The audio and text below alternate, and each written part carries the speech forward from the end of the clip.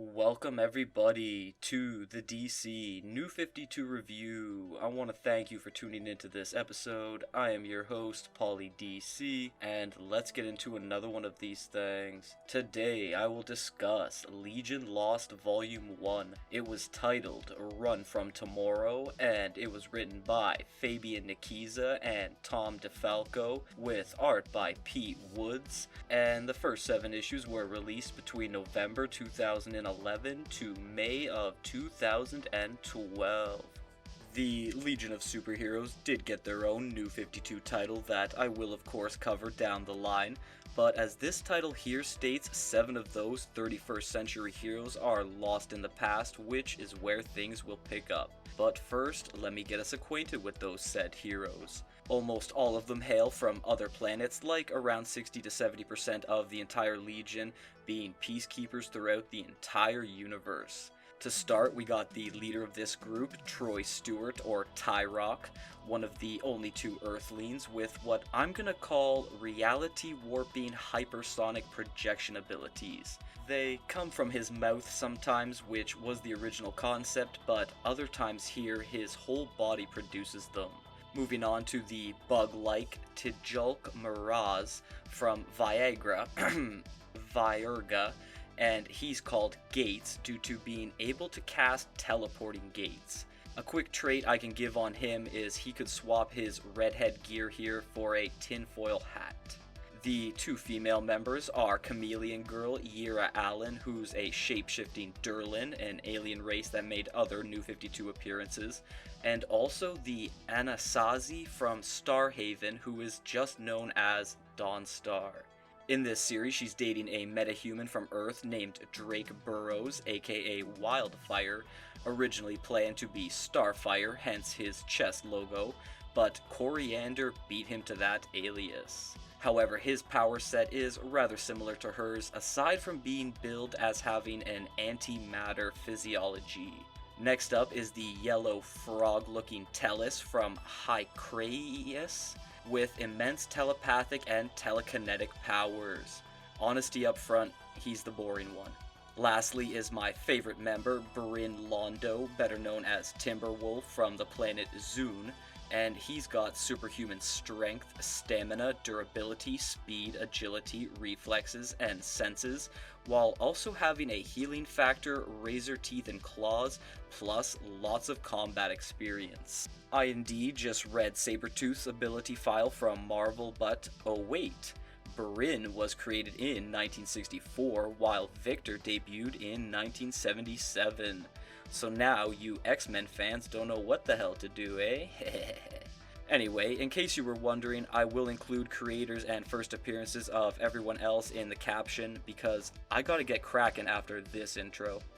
Issue number 1 begins in Minnesota, USA, where inside a small hospital, some kind of humanish looking alien is freaking out and releasing a huge energy burst. This coincides with our main cast arriving 1,000 years from the future inside their time travel tech called time bubbles. But it winds up crashing violently, which Wildfire mentions the Time Institute warned them about. Chameleon Girl also has trouble keeping herself together, while Dawnstar's ultra-heightened senses cause her to throw up. That's rather insulting to Earth. Actually, no it's not. The reason the 7 heroes are here now is because of a criminal named Alistair who came to the past so he could release a pathogen virus. Yeah, he's the guy from the hospital. Timberwolf sniffs out Alistair taking point, but that's the only improvement the team is getting on their situation because Gates is having issues with his teleport holes, and everyone's Legion of Superheroes standard issue flight rings are cooked, meaning those who can't fly are grounded. Timberwolf cares not and goes off to find Alistair, who's now attacking the cops in full horned imp alien form, and as he trudges through the streets smashing it up, a little girl in distress causes him to de-Hulk. On the next page, we see the team minus Bryn. They are trying to repair their time bubble, and it's apparently made clear that they've all failed to stop their target from releasing whatever he did. Well, shit. Dawnstar is the first to realize this, but then seconds later, Timberwolf returns with the unconscious Alistair, who awakens a minute later saying whatever he did was justice. It always is. The team then says, "F you, people of the past," loading up Alistair on the supposedly fixed time bubble, ready to leave with nothing else done. But I thought he just released the pathogen virus. Aren't you gonna do anything? Won't that affect the future? What's going on here? They're not going anywhere though, as Alistair goes rage mode, causing the time bubble to burst. Gates and Yira seem to be violently sucked into a teleport hole, and Alistair seems to have blown up in the gambit, causing Wildfire to let out some anger while suggesting all of them may have now been exposed to the pathogen. Issue number 2 stays in Minnesota and is narrated by Wildfire, which rotates from person to person. It's been 3 days since Alistair's attack, and the people of Red Lake Falls are holding a funeral wake for those who lost their lives in it. Timberwolf is among the crowd scouting around, and he picks out a suspicious eye-glowing person who looks similar to a Dr. Jeffrey Scanlon, who apparently perished while trying to treat Alistair. As Bryn tries to approach Scanlon, he freaks out, letting off large energy strikes, causing the other members to join in on a chase right after Tyroc uses his hypersonics to destroy a cell phone that's recording them, since no trace of their presence can be documented. Yeah, that single phone surely covered all your bases, Troy. This was 2011, not 1911. You're all on camera somewhere by now. Anywho, Wildfire takes the hardest energy blast from Scanlon before the guy disappears. So the team finds a spot to lay low for Tellus to try and find him telepathically, while Dawnstar uses her advanced tracking skill for the same reason. Doc Scanlon is found after a bit of time, and after the team shows up at his house, Tyroc gets straight to the point, saying he's been infected by Alistair's pathogen, which gets explained to us in a flashback. With the death of his sister due to xenophobic action, Alistair created a hypertaxis virus that spliced thousands of DNA strands together from all sorts of aliens, and whoever gets infected gets a dice roll on which alien they might become. That actually sounds quite terrifying. The Legion of Superheroes was sort of able to stop Alistair, but it's hinted the time travel was needed because of possible mission failure, and Scanlon seems to be taking all of this information extremely well. He hardly blinks an eye, but that is due to him liking his new powers and then attacking the team. Tellus defends with a telepathic shield, but Scanlon has lots more energy blast to come, forcing Wildfire to take him on alone while the others recover. The fight doesn't happen long since Scanlon suddenly no longer wants to be human, thus letting go of his soul and dissipating for good with no means of returning to the energy he was made of. This is just the beginning though, as another infected person is seen emerging from a lake on the last page. Issue number 3 still remains in Minnesota as the hypertaxis pathogen runs amok, infecting many people, and the best thing the team can do about it right now is have Tellus telepathically search around the world, sensing characters from the Flash and Supergirl to Grifter and Static.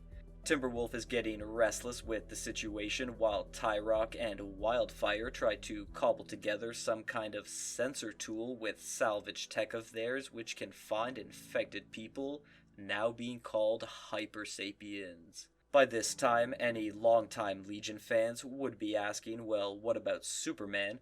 But under the circumstances here, Tyroc says it's way too risky. However, a story of interest comes over the TV involving attacks by an alien called a Redraich.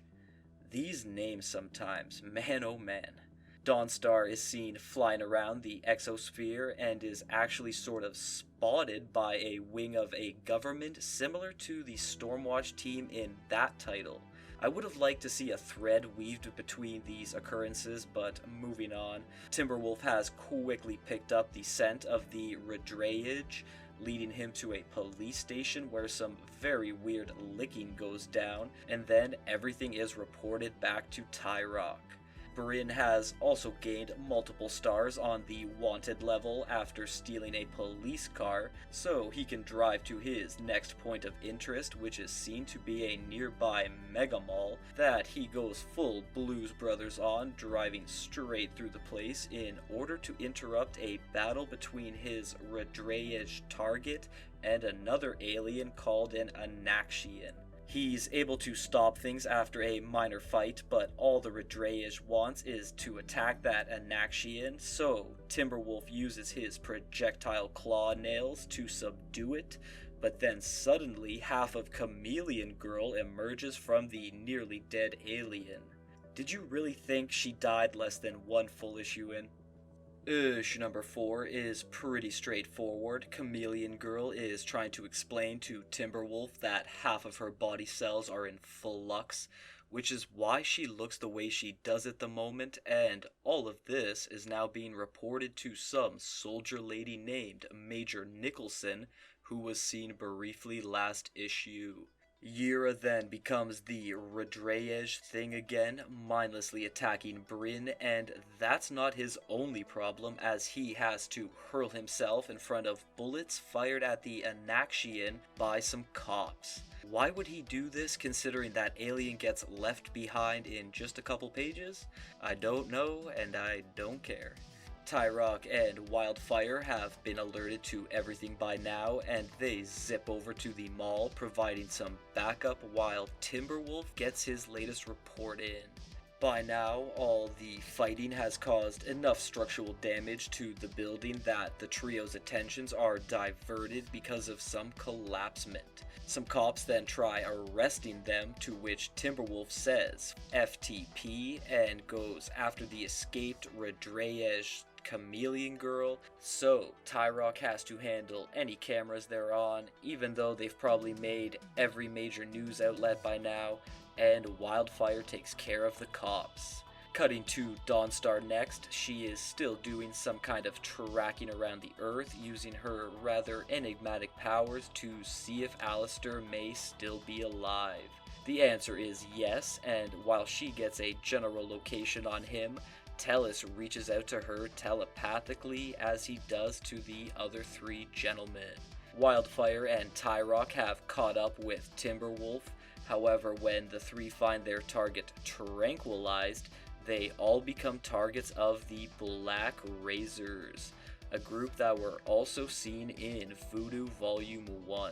Lastly, Dawnstar and Tellus have teamed up to grab Alistair, and this time they try to reason with him, Donnie using his full name here for the first time, but it still proves useless, as Alistair Aghini Fod can now turn into a Kargite species, meaning he can multiply himself into 3 brutish-looking aliens. Issue number 5 opens on a big fight between Alistair, Dawnstar, and Tellus, which takes up quite a bit of the content. While in triple Kargite mode, he's way too strong, so Dawnstar is asked to provide a distraction while Tellus tries to subdue him with a telepathic approach. This works out according to plan until it doesn't. She puts up a good defense, but it doesn't take long for Alistair to grab her and administer some serious damage, resorting Dawnstar to retreat next. I mean, she did do what she could. Tyroc, Wildfire, and Timberwolf are then reached out to by Tellus, so they promptly deal with the Black Razor squad and grab the Redrayage Chameleon Girl. Not only has the hypertaxis pathogen gone epidemic, but it's also seen to have attracted other heroes like the Justice League International, and with all that seen, we get to find out how this major plot device was created, thanks to Tellus now being in Alistair's mind. He was a human-hating alien due to losing his sister, and after finding a fellow human-hating alien who was also a skilled scientist, they went total James Bond villains. Moonraker fits them best for premise of their plan. Alistair is able to then break free from Tellus' mind connection and immediately attacks him and Dawnstar, which causes heavy destruction to a nearby highway, forcing her to save a trucker, just as Wildfire is also arriving in quite hostile manner. His immense energy blast does nothing to Cargite Alistair, so Tellus has to pull an anticlimactic solution from his yellow butt, getting another mind connection in, this time finding Alistair's hypertaxis-filled genome tree? I don't know.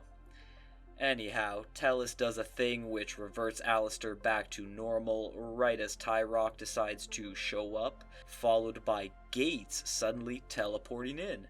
Did you really think he died less than one issue in? He then decides to call Dawnstar a big guy after she asks what happened to him, and I'm thinking this was a lettering error, hopefully.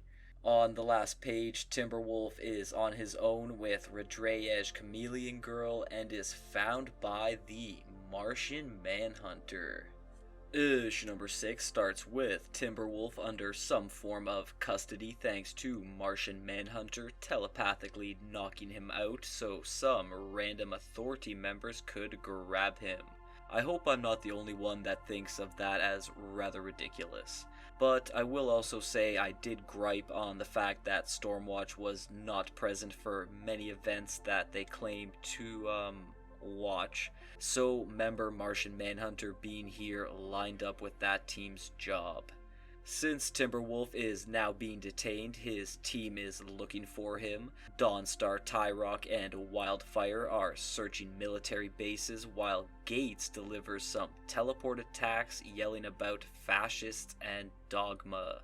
However, Bryn is next seen being brought to Major Nicholson, who's now tracking the Legion members, and while describing them, she calls Tyroc Lenny Kravitz, which is an awful insult if that's what you were going for. Not to mention that's an awful comparison as well, considering they don't have much resemblance aside from choice in eyewear. I'd say he's got more of a Jaden Smith look going on, and believe me, Nicholson, that would have been insulting. Martian Manhunter is still hanging around the facility, which Timberwolf tells the Major she'll see later on camera, and also he finds out that Chameleon Girl is in the building, which the other four have already breached and have located her still in half Radreyej form. Martian Manhunter shows up first because there's no way he was leaving before getting a fight in with the team, and he uses his loaded arsenal of powers to easily contend with them until Tyroc recognizes him, saying he read of John Jones' tragic something something. A common theme for him, a cryptic shrouded in mystery past and even future apparently. Once things can calm down, Manhunter reads Tyroc's mind and decides to help the team after learning of the Legion of Superheroes, even suggesting a way to help Chameleon Girl via a Durlan corpse that's in the facility. The whole place is basically an alien weaponization factory. Nicholson is very pissed that control has been lost, so Timberwolf, realizing he doesn't have to stick around anymore, pulls off his most badass moment thus far, crunching out from his shackles and subdues her.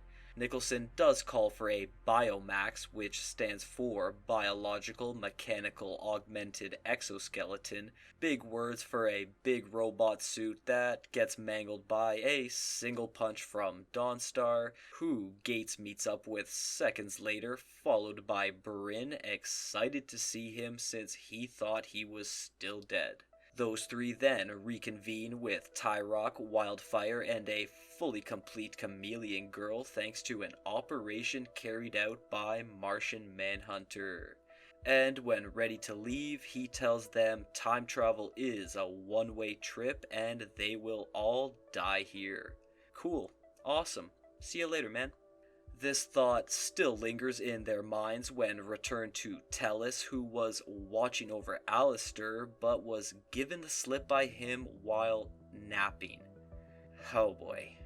Issue number 7 finishes up this volume, and the starting page has a young lady about to be injected by something against her will, which Tellus will get us some answers about later. For now, the team arrives in New York City thanks to Gates, and since he's in lots of scenes here, you'll for sure notice by now that half of his face and body are injured, Harvey Dent style.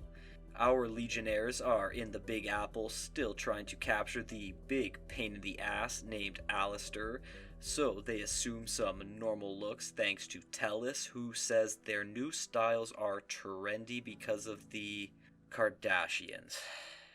I'll just skip the massive sigh, I gave a little one there, and say the main characters would let the hypertaxis virus eat them if Tellus went on to explain who that family is and how they are now stuck with them. Later on, while laying low in a hotel room, they discuss the very real possibility that 2011 is where their lives will continue. Chameleon Girl is seen having issues with her shapeshifting, while Gates wants nothing to do with anything. How about you just tell us what the hell happened to your face? Anyway, Tellus suddenly receives a psychic scream for help, which is noticed by the others, and when he explains himself, Dawnstar wants to help immediately with zero information, to which Tyroc says no way, they can just alert the authorities, to which Wildfire says it may be time to elect a new leader. Guy is trying to increase his chances of getting some action later, come on. After that chat is all done, it's noticed Timberwolf has disappeared. He wasn't trying to hear those shenanigans. Instead, he's tracked down a guy named Osman, or just Oz, who happened to get a glimpse of the team teleporting to New York and decided to follow them. He's clearly a sneaky, opportunistic type and offers Bryn a chance to provide his team with cash, which just so happened to be one of the things they were bickering about minutes earlier. I know. The offer is to hit the stash house of a gang called the Belmont Brood, who get their asses kicked by Timberwolf without breaking a sweat, and when returning to Oz to make sure the cash he just nicked is a lot, ditches them. Why even do that? I think you could have figured out on your own that a lot of money is in that bag. The last part involves Tellus having found the source of who reached out to him earlier, a young girl named Katia, and the two are together in some type of Shangri-La dreamscape. Dawnstar is able to find Katia in the real world, and she's actually in a coma, moments away from passing on. However, before this information can be passed along, Wildfire is already seen getting ready to try and replace Tyroc as leader. Not highly important for right now, because even they both agree there's nothing that can be done for her by them when all the details are explained by Dawnstar.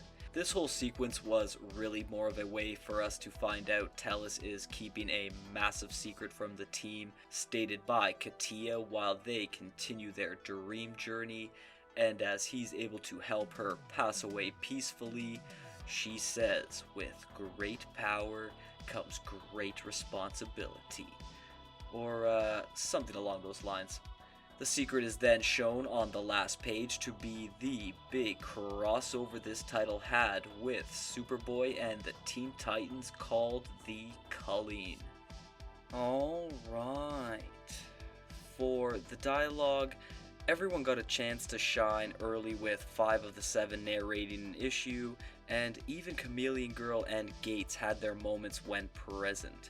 There were hints of sci-fi among the whole book, with all the characters getting in on that, And I gotta say, there was a really full gamut of potential for this team to be one of the best in the new 52. They really had to stand out, and here in the speech department, they did.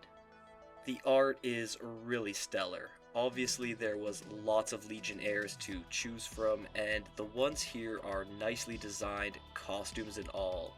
There's lots of close-up face drawings that are done solidly, the many colors used for the backgrounds and various aliens, how everyone's powers are depicted mixed into the fight sequences. For a lesser known series in the event, this art holds up to many and most others in any category. I gotta say, there was pacing issues when it came to the plot. Far too much focus on Alistair. The Hypertaxis virus should have brought in way more superhero attention. Martian Manhunter and the Black Razor showed up, but hardly added anything worthwhile. Chameleon Girl and Gates dying was not surprising because you just know they weren't actually dead. It would have been more of a surprise if they actually were. The best part of this opening plot was them being lost in time, which would be quite scary, but instead of that getting leaned into near the end with the team accepting that fact, we get Tellus and a random girl's dream trip and Timberwolf robbing some drug dealers. There was good team-based aspects, interrelations, leadership problems, members harboring secrets. The best part was all of them had something to work with individually. That's going to do it for today though, and if you have watched until the end here, I want to personally thank you for that, and to please like, share, and subscribe. Please follow me on all my social media platforms, and to please join me next time for Static Shock Volume 1.